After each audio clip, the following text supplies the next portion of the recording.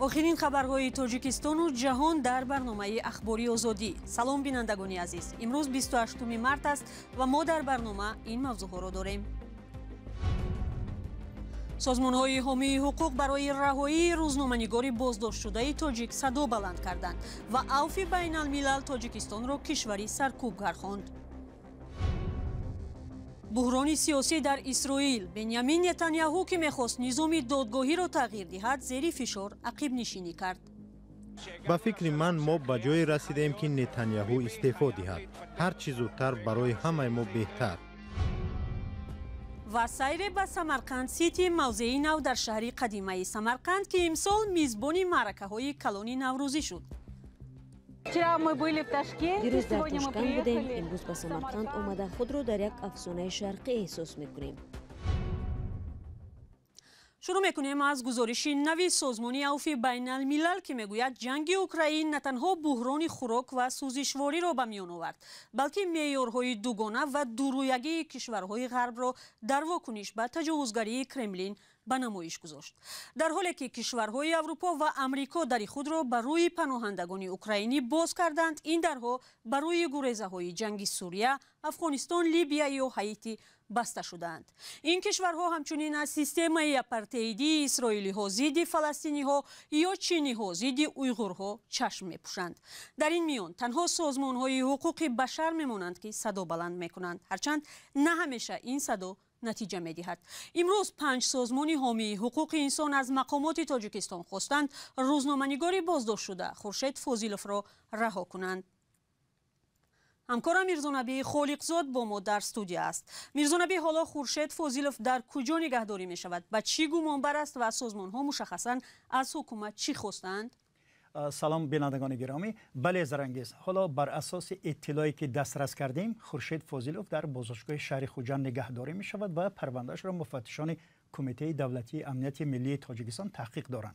برادری او خوشبخت فاضلوف روز 28 مارس یعنی همین روز به ما گفت که با مادرش او را آخر هفته گذشته دیدند و کمی لاغر شده است ولی از سلامتیش شکایت نکرده است. خورشید فاضلوف 37 ساله از شهر پنجکین برای رسانه‌های محلی مطلب می‌نوشت. نزدیکانش میگن او را برای دعوت برای سرنگون کردن ساخته کنستیتوسیونی گمانبر میدونن که از 3 تا 8 سال زندان را در نظر دارد. معلوم نیست که مقامات با چی دلیل نسبت به او پرونده باز کردند. خودش نپذیرفته است، ولی 5 سازمان حامی حقوق انسان نیز گفتند هیچ دلیل روشنی برای در بازداشتگاه ماندن خورشید فاضلوف اعلان نشده است. آنها از حکومت تاجیکستان خواستند به عهده‌داری‌های بین المللی خود صادق بماند و از تعقیب روزنامه‌نگاران دست بردارد. ضمناً سازمان عفو بین الملل در گزارش سالانه خود که تازه نشر شد تاجیکستان را برای نقض حقوق انسان تنقید کرده است. میرزانبی، دلیل های این سازمان برای تنقید مقامات تاجیکستان چی بوده است؟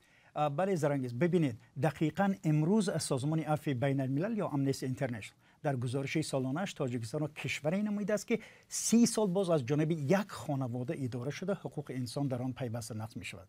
این سازمان در گزارشش تاجیکستان را به دلیل سرکوب اعتراضگران در ولایت مختار کوهستان بدخشان، حبس و تعقیب فعالان و ژورنالیستان، راه دادن شکنجه در بازداشتگاه و اخراج پناهجویان افغانستانی به وطنشان تنقید کرده است. عفو بین الملل نوشته است که سال گذشته فشار بالای روزنامه‌نگاران افزایش یافت و به طور بی سابقه روزنامه‌نگاران بازداشت زندانی کردند. حکومت تاجیکستان در گزارش آخر سال گذشته به سازمان ملل سببی از کشور راندن پناهجویان افغان را رعایت نکردن قانون‌های کشور گفت. تاجیکستان هنوز به گزارش نوی سازمان عفو بین الملل واکنش نکرده است، ولی در گذشته مقامداران همین حکومت چنین گزارش را یک جانبه نامیدند، هرچند دلایل مشخصی آنها را رد کرده نمیتوانند. تشکر. همکارم میرزانبی خالقزاد بود که گزارش های سازمان های بین الملل درباره روزنامه‌نگاران و نقض حقوق انسان در تاجیکستان خلاصه کرد.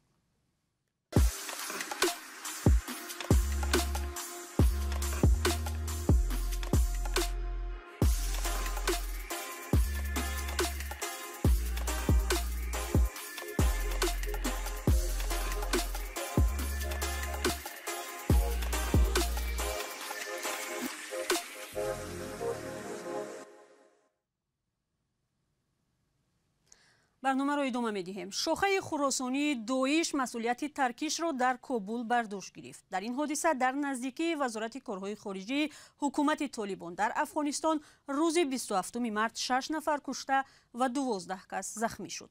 بنا به گزارش تلویزیونی الجزیره ترکیش را مرگ طلب انجام داد که قصد داشت وارد بینای وزارت شود. پاسبان‌ها پیش راهش را گرفتند اما او توانست خود را ترک کند. خالد زدران سخنگوی پلیس طالبان در کابل گفت در این حادثه 3 افسر پلیس و 1 کودک هم زخمی شدند. ماهی انور در ترکیش مرگ طلبانه در کابل 20 کس کشته شده بود. مسئولیت آن حمله را هم جنگجویان دوئیش بر دوش گرفتند. حالا رو می‌آوریم به خاورمیانه. تنش‌ها در اسرائیل که شاهد بحران عمیق سیاسی شده است روز سه‌شنبه و بعد قرار نخست وزیر بنیامین نتانیاهو اندک فرو نشسته است. در 2 روز پیش 10,000 نفر از مردم کشور به خیابان‌های تل‌آویو ریخته بودند و به نزد پارلمان آمده از حکومت طلب کردند از اصلاحات نظامی عدلیه دست کشد و دادرس‌های دادگاه عالی کاردار نشود. تصویر 2 روز تظاهرات عظیم در اسرائیل در گزارش همکارم طاهری سفر. دیوانگی را بس کنید. شعار یکی از تظاهرگران مخالف حکومت بنیامین نتانیاهو نخست وزیر اسرائیل. منظور از دیوانگی اصلاحات است که حکومت می‌خواهد در نظام عدلیه انجام دهد.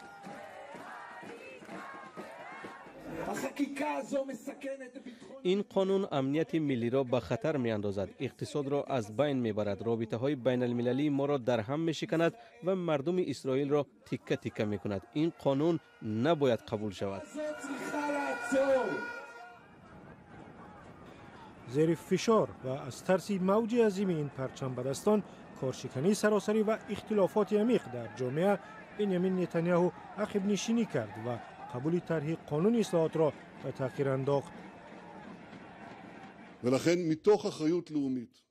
با نظر داشت مسئولیت ملی و عزم پیشگیری از تفریق در میان مردم، من تصمیم گرفتم بررسی قانون در قرائت دوم و سوم در کنست را باز دارم تا وقت زیادتری برای مصالحه برای قبول قانون در مجلس بعدی داشته باشیم.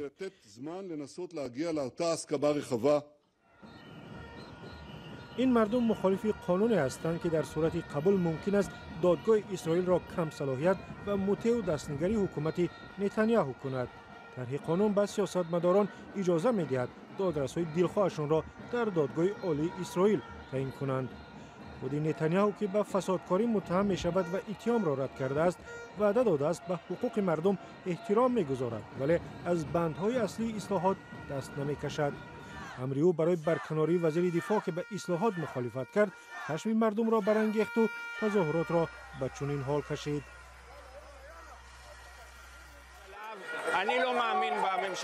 من به این حکومت باور ندارم. مهم نیست نخست وزیر من چی میگوید یا نمیگوید. من به او باور ندارم. بدون چشم به هم زدن دروغ میگوید. به فکر من ما به جای رسیدیم که نتانیاهو استعفا دهد. هر چیز زودتر برای همه ما بهتر. در تظاهرات در شهر تل‌آویو بنابر گزارشات تا 80,000 نفر شرکت داشتند. کارشکنی در فرودگاه و دیگر مؤسسه‌های دولتی فشار بر نتانیاهو را زیادتر کرد و به عقب نشینی وادار ساخت.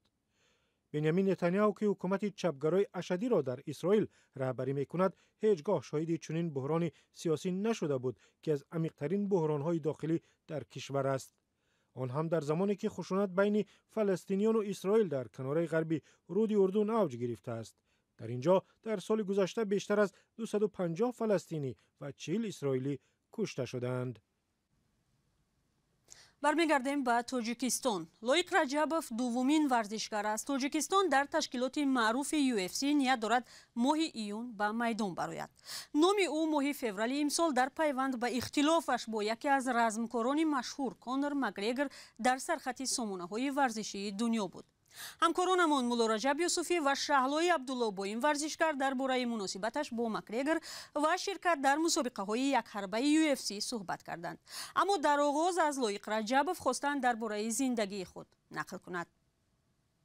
ростига ман бо модарам калон шудам аз синни 6-7 солагӣ дар хонаи бибиам калон шудам. баъдан мушкило бисёр буд. баъди ҷанги шаҳрвандӣ буд то солҳои 2000 фикр кунам 2000 чанд хеле зиндагӣ мушкил буд ки айни ҳол алҳамдулиллоҳ зиндагӣ хеле ранги дигар гирифтааст. он вақтҳо хеле мушкил буд. аз ҳамин сабаб ман мешавад гӯям ки дар хонаи хештаборҳо ҳам каме зиндагӣ калон шудам. баъдан ки ба воя расидам аллакай синни 14-15 солагӣ баъд ба тамрин машғул шудам. ин хеле гӯям ки аз кӯдакӣ ман тамрин намекардам, лекин аз кӯдакӣ ман писари меҳнатдӯст будам, барое ки дар хотирам аст маро бисёр вақт чиз мекарданд, барои меҳнат мекардам, ягон чизо дар деҳа дар чи бисёр вақт таърифам мекарданд, мақсад барои меҳнатдӯст буданам. мусоҳибаи муфассал бо размикори тоҷик Лоиқ Раҷабов ба зудӣ дар сомонаву саҳифаҳои Озодӣ ва Озоди видео нашр мешавад. шуморо ба тамошои ин суҳбат даъват мекунем. ҳоло сайре хоҳем кард дар Самарқанд Сити, мавзеи нав дар шаҳри бостонии Самарқанд ки барои ҷашнҳои сиёсӣ ва фарҳангӣ ба истифода дода шудааст. ин мавзеъ имсол мизбони маъракаҳои калони Наврӯзии Узбекистон шуд.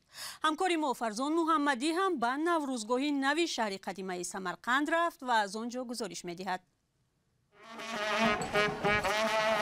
сокинон ва меҳмонони шаҳри бостонии Самарқанд нахустин бор ҷашни Наврӯзро дар шаҳри боқии Самарқанд Сити таҷлил намуданд.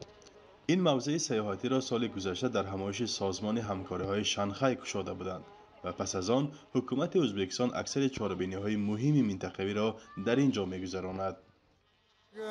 инҷа ба ҳар дигар давлатҳои Тоҷикистон, Қирғизистон, Қазоқистон, Самарқанд аҳолиҳо билан омда инҷа Наврӯзҳои гузаронсем, ҳама хурсанд, рӯзи байрам.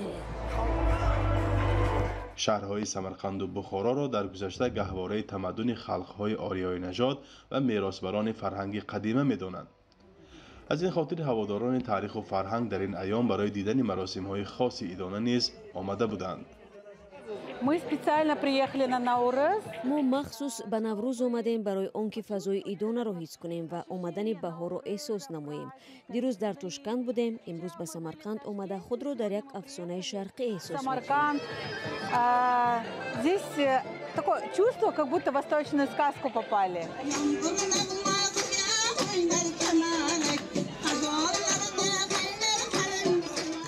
дар чанд гӯшаҳои ин наврӯзгоҳ растаҳои идона ва ансамблҳои ҳунарӣ намоишҳо доштанд. ҳунарҳои дастӣ ва бозиҳои идона ҷузъе аз анъанаҳои ин ҷашн буд. халқимизning asriy udumlarini санъати асли халқӣ, сурудҳои мардумӣ ва миллиро барои намоиш додан бо гурӯҳамон омадем. имрӯз асосан тамошобинони мо меҳмонони аз дур омада ва сайёҳон буданд.